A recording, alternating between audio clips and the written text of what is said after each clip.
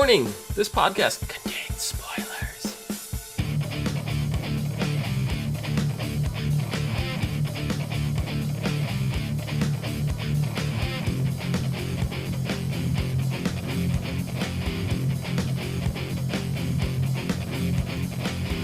What's up, everyone, and welcome to the ASOTV podcast for Gotham, Season 3, Episode 10, Time Bomb. I'm your host, Dom. With me is Nikki and John.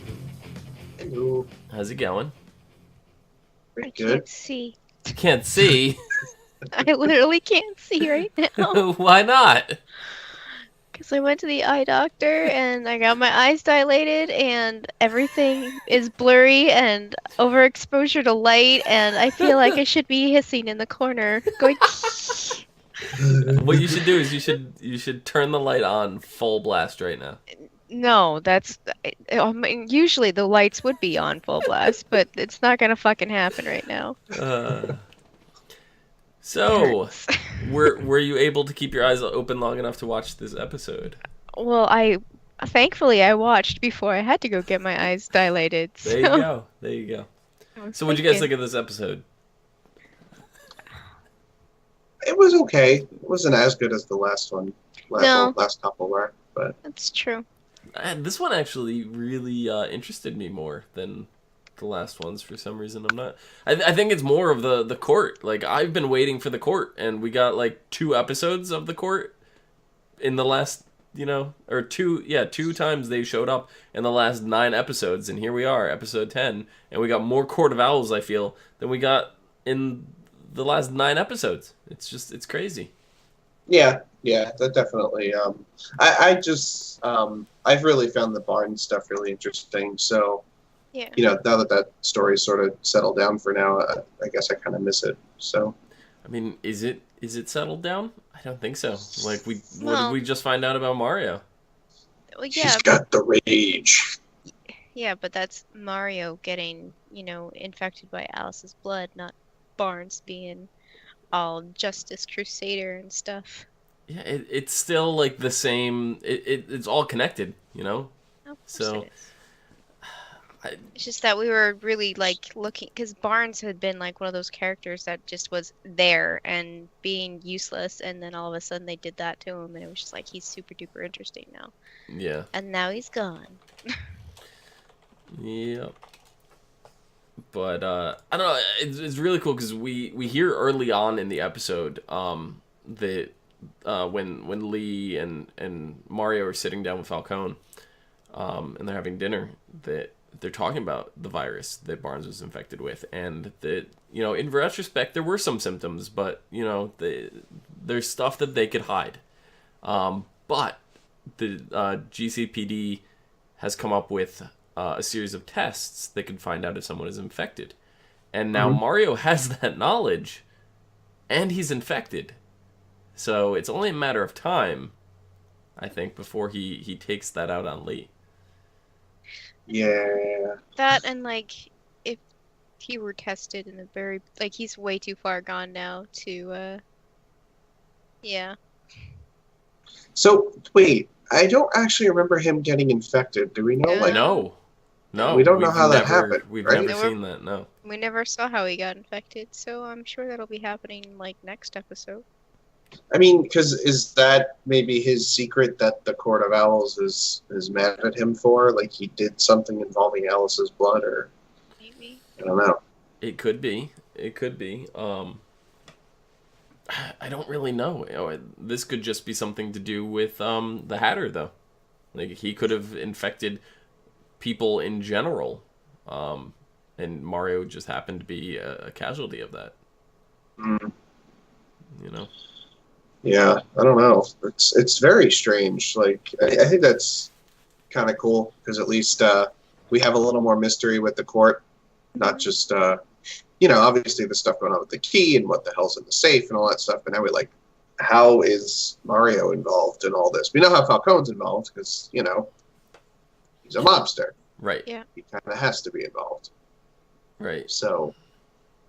Yeah, I don't know, that whole storyline with the key and everything is very interesting. It ended up not being the gem, as we were talking about, last week. It was an actual key that came out of the gem. It's just hidden in there. But it's apparently a key that the Court of Owls has been looking for quite some time. It's been thought to have been lost, and it's 2 keys that are required to open a safe. And the Court of Owls is in the possession of one of those keys, and the other key was sought after by this group called the Whisper Gang. Now, are you familiar, John, with the Whisper Gang? Can't say that I am, actually. The Whisper Gang, I think it was Batman #3 or something that they were introduced in. And here's the comic book description of them. The Whisper Gang is a Ukrainian mob located under the streets of Gotham City. Trained at home before arriving in the United States, these vicious criminals had metal masks grafted onto their heads, which ensured that they would never snitch to the GCPD. They are one of 5 underground subway gangs. And then it says they're one of 5, but then it goes, the 2 others are the Yakuza and La Emma. So I don't know. That's 3, but I don't know what the other 2 are. But they nailed it. Like, it's pretty exact, yeah. I have to say. Because, we were introduced to 3 of members. It's Walt, his brother Dimitri, and Jacob. I don't know if Jacob's related to them or not. But, as we find out information about them, they're opposed to the Court of Owls and all that. But then the court brings their assassin in and kills off Walt and Dimitri. Right? After they're like, yeah, we're going to work with the boy. So, I'm just like, I don't know. They go to the lengths of introducing this new gang, and then they take 2/3 of the members that they just introduced out to us in the same episode. Yeah. They kind of did that to us at the beginning of this season, when last season they gave us all these monsters to look forward to, and then we come back and most of them are taken care of already. Yeah. Unfortunately. But it was kind of cool because the way that they got Bruce, Selina, and Alfred down there was kidnapping Ivy. And the only reason Ivy got kidnapped in the first place is because she basically seduced Alfred out of the house, Uh-huh. And that was a little creepy. I mean, I get she's like 20, whatever, something now. Mentally, she's still a preteen. Physically, she's 22 or something. It's still creepy. A little bit. Considering, regardless, Alfred's probably more than twice her age. Yeah. Maybe possibly 3 times. Yeah. Mm-hmm. Just did the math. I'm like, 22 times 3 is still 66. So Yeah, it's possible. And probably more likely that it is 3 times. But yeah, Ivy's really stupid. She and Nikki's over there applying Ivy's poison lip balm. Yeah. Mm-hmm. So. Yep. Killing the cat tonight. Mm-hmm, mm-hmm. Yep. But I guess Bruce is still kind of hung up on why didn't you tell Ivy we were a couple? It's like I don't know what he expected at Selina. And she's like, well, why did you tell her that we are? Yeah, she's the most non-committal person. Yeah, I've ever seen. I mean, there's no way in hell she would ever make anything like that official unless she was incredibly secure in it, and that's just not her right now. Yeah, Danielle says that she loves Bruce and Selena's teen love. It's too cute. It is kind of adorable. Mm-hmm. But the other love story this episode did not go quite well. I guess there's technically 2, but this one is intertwined, where you have Nigma and Penguin. Penguin's in love with Nigma, right? And we know that Penguin was the one that killed Isabella, but Nigma thinks it's Butch, and Butch is in love with Tabitha. Mm-hmm. So Nigma took Butch and Tabitha hostage and kind of played this electroshock therapy game where it was basically all under Tabitha's control, where he made a little guillotine for her hand and put a buzzer in her hand and was like, here, this will give Butch a fatal shock. All you have to do is push the button and it'll stop the guillotine. Or you cut your hand off and I'll let you both live.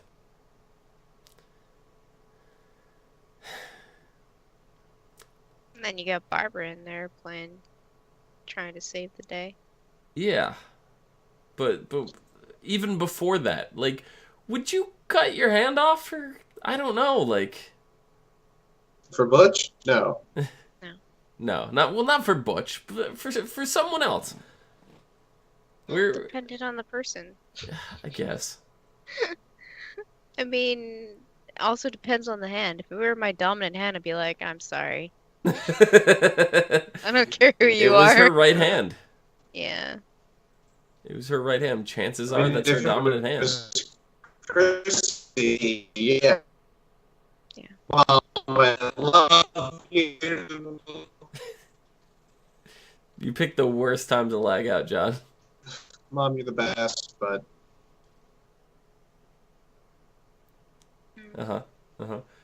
John's frozen. Oh, there he goes. All right, so John, you were saying if it was Chrissy, what? I assume. Am I alive? Yes.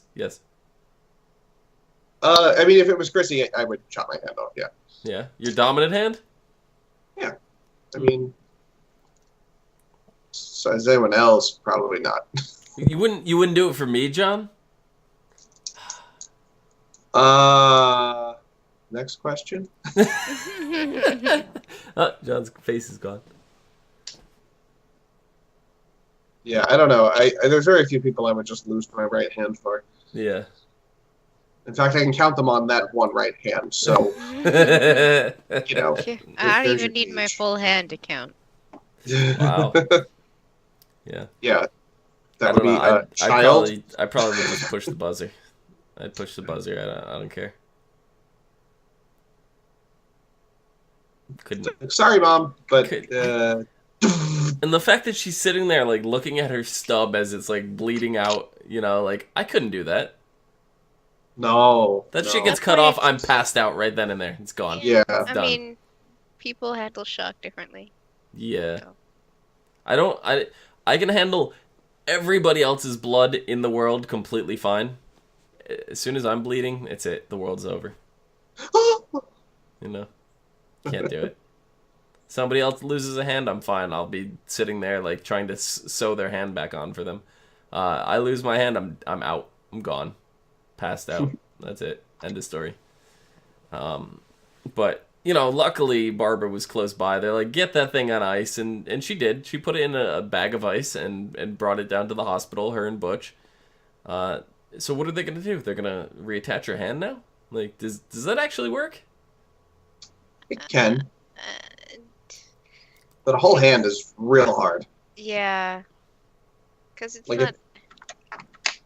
Because they also have to, like, attach with the bone, so they have to, like, use metal, and then, you know, they have to detach all the freaking... Oh, man. The muscles, the tendons, the nerves, and... It's tough. Ugh. I mean, she's not going to have full use of that hand ever again. She could be like Butch. Aw, twinsies. Yeah, twinsies. I don't think she'd go for that. No. But right after her hand got chopped off, Butch is like, or right before, I should say, or was it after? I don't remember. But Butch was like, yeah, I did it. I killed Isabella. I put a bullet in her brain, and that was the moment where Enigma realized, okay, Butch did not do this. So that's going to cause a big internal conflict for Enigma. But in the meantime, Barbara had been going off doing her own kind of reconnaissance work, trying to find her friends in the first place. She goes and meets with Penguin's housemaid, Olga, who, by the way, is a real whiz with stains. But she gives info on the receipt that Enigma purchased for stocks in bondage, not stocks and bonds. Yeah. and she basically confessed Penguin's love for Nigma to Barbara. So after everything's all said and done, Barbara kind of puts two and two together and realizes Penguin's probably the one that killed Isabella. Yeah. I don't think she's going to be able to keep this information to herself. Obviously, No. she wants to tell Butch. She's going to use it when she needs to use it. When she Yeah. has to hang something over Penguin's head to get what she wants. Yeah. So I don't know. Things are not looking good for Penguin right now. If it's any consolation, what we've seen Nigma do to Butch, I can only imagine what he's got in store for Penguin, or what he's going to have in store for Penguin. Yeah, I don't know. I don't know. This is going to create quite the rivalry between them. Because, oh boy. Oh boy. Nigma's not going to take this well. No, absolutely not. And I don't see Nigma being like, oh, you did it because you love me? Ooh, let's get together. No, it's not going to. No. Nope. Things are not going to go well for him. But, yeah, Daniela says Barbara is a crazy bitch. Brian says, what if Barbara becomes Catwoman and Selena becomes Batgirl? I don't see that happening because in season 1 they really pushed like her movements and like she still hangs around with the cats and stuff. But I don't see it happening. Yeah. They're really pushing the character onto her. Yeah. I know that Jacob from some of our other podcasts had posted a photo earlier today for Ivy. And when she was at the AMAs, he's like, oh, yeah, so you basically stole Catwoman's clothes. So, I mean, here she is rocking the black leather from Catwoman. But she's still got kind of like that green thing going, for her hair. Yeah. So, I mean, do you think we're going to see the green in her hair on the show? Eventually. That'd be cool. I mean, I don't know why else she'd have it, unless the actor just likes that, but it seems oddly specific. Yeah. Is it the same actress? Because, I mean... Yeah, for the new Ivy. Really? Yeah. Maybe it's just the makeup she has on or something, or it could just be my eyes. It's that too, it just doesn't look like her in the face. Yeah, I don't know. So, I don't know. You guys have anything else other than Falcone ripping the tooth out of the guy in the interrogation room? Yeah, that was something. Wait, that's not her. No? Yeah. No. Who was that then? I don't think so. Or was that Poison Ivy from the Suicide Squad? Maybe that was Was Poison Poison Ivy Ivy even in Suicide Squad? I haven't even seen that. I haven't yet. seen it either. Yeah, wait, I don't think that's her.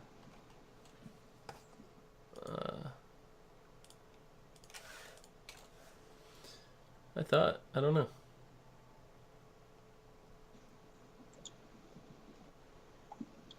I just look for Poison Ivy Gotham. I don't know. It looks enough like her. Maybe I'm the one that's going kinda crazy. But when you see her face, right? Like that's not. No, it's not her. That's Well, not maybe her. not. I don't know. The face The looks nose. similar.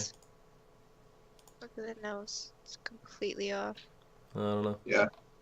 Looks similar enough to me.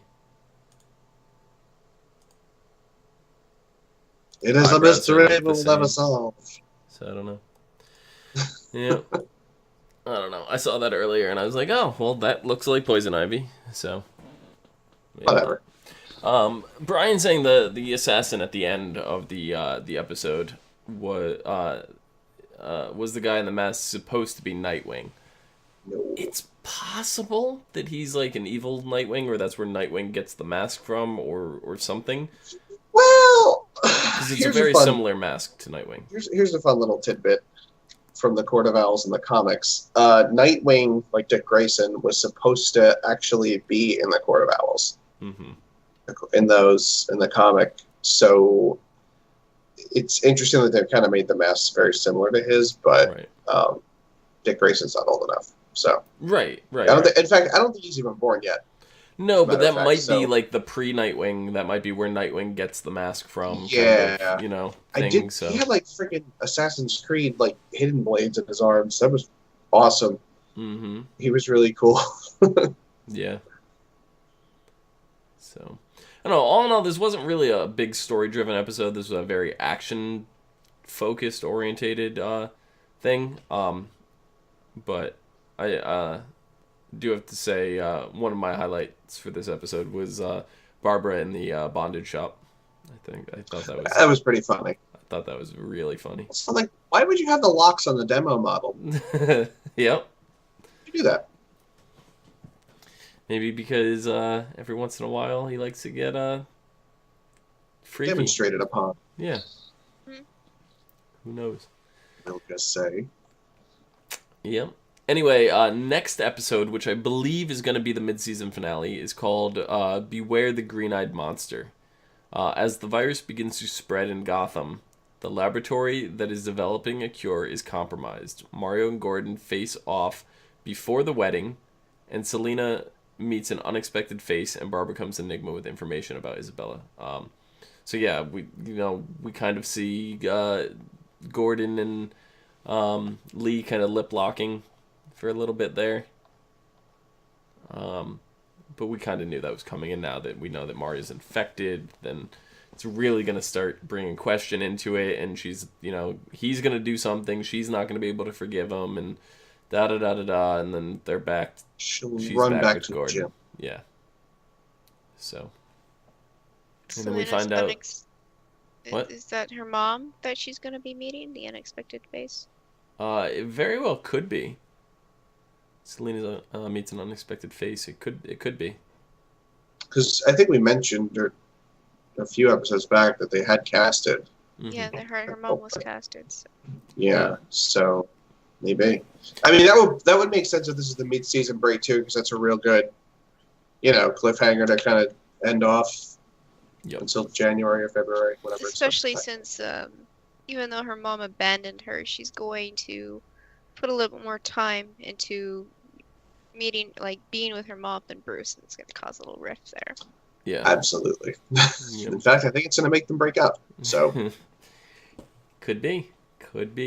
Also know that just recently cast for Gotham. I don't know if it's going to be in this episode. If not, it's definitely going to be when we come back from the break. The actor who played Sean Spencer's father, from Psych. Ah, okay. Yeah. So he's going to be cast, which ironically he was a retired police officer on Psych. So I think he is coming in as a police detective or something, which would be captain. Yeah, maybe he may be Barnes' replacement. And if so, he is a phenomenal actor, and I'm looking really forward to having him join the cast. I hope he keeps his comedic side. He doesn't come in and it's like super duper serious. He's kind of like happy-go-lucky and funny. Well, we've seen both sides of him on Psych, so I honestly I hope he's just playing that character, like not of the same name, but in that style. Yeah. I think it would be perfect. I think that's what I'm hoping for too. Yeah. I mean, from what I've seen of Psych, it was fun. Yeah, it was great. definitely a lot of fun. But I don't know exactly how well that style character would translate into Gotham, but we'll see. I'm excited for him nonetheless. But you guys have anything else before we wrap this up? No, I don't think so. No. I'm really, really hoping they get down into the nitty-gritty of the Court of Owls. It seems like they're heading in that direction, but it also seemed like this season was starting in that direction. So, I don't know. And I don't know. I will say. We will. But until then, Nikki, where can the people find you? They can find me on Twitter, not seeing anything. Not seeing anything. Not seeing anything. You can tweet her, but yeah, I'm not gonna she see won't. it. At LadyVenom24, LadyVenom24. Is it just a coincidence that there are no eyes in your Twitter handle? Possibly. John, where can the people find you? You can find me at No More. Probably reading her tweets because she can. Okay. Oh, thank you. Yep. You can find me down below at Phenomenon, PHENOMEDOM. You can find us all on Facebook, Gmail, G+, Twitter, and right here on YouTube at /ASOTV podcast for some more podcasts for some of your favorite TV shows, games, and movies. Until next time.